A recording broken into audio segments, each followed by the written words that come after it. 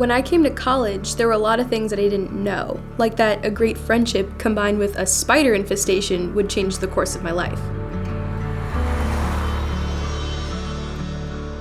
The first time we met, it was literally just helping each other with homework, and then somewhere along that we were like, oh, friends.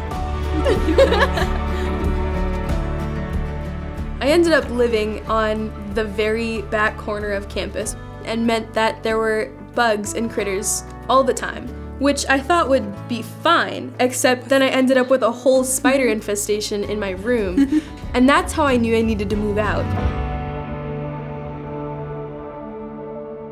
Sarah happened to have the bed next to hers was empty, and so I ended up moving in with her, but she was living in the Lighthouse, which was like the women's Christian house on campus. And I was not Christian at the time, but I needed a bed so badly that I was like, that's fine, I just need to get out of here.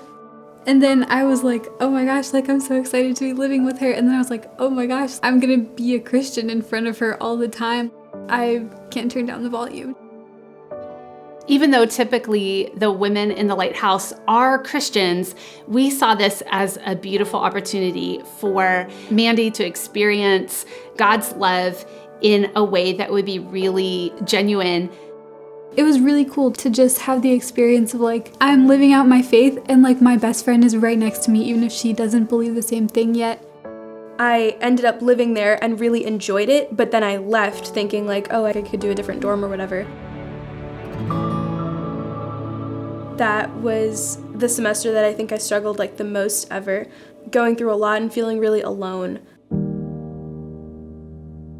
That semester was really difficult because I watched her go through a lot and I prayed for her a lot, but it felt like, oh, I wasn't doing anything and she was still having a hard time. I decided that I was gonna take a semester off, but not before I like wanted to try and get some kind of help. And so I ended up talking to our campus minister. When Mandy and I talked, she was naming how lost she felt, how broken she felt, how she had been trying to search for this peace.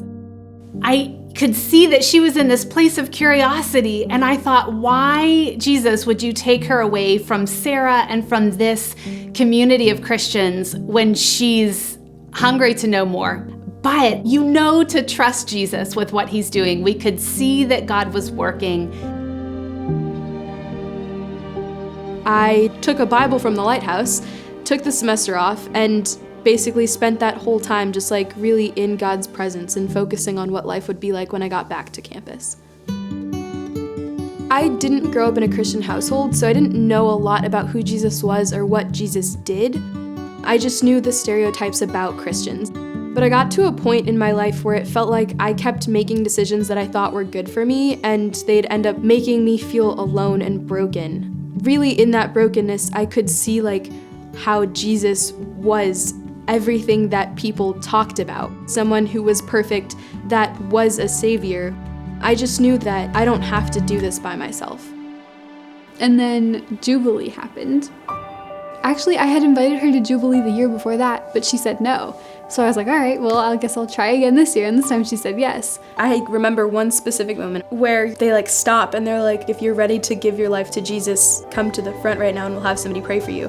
And I remember like sitting next to Sarah. I really want to get up, but I don't want to interrupt this whole line of people on the way out. And then I was like, Sarah, I need to go. So. Yeah, and like the whole time I was sitting there like, God, please let Amanda go up to the front. Like, please let Mandy go up there. And it was just like, I just feel like God gave me like a front row seat to watch him doing something amazing in my best friend's life. Makes me want to cry thinking about it.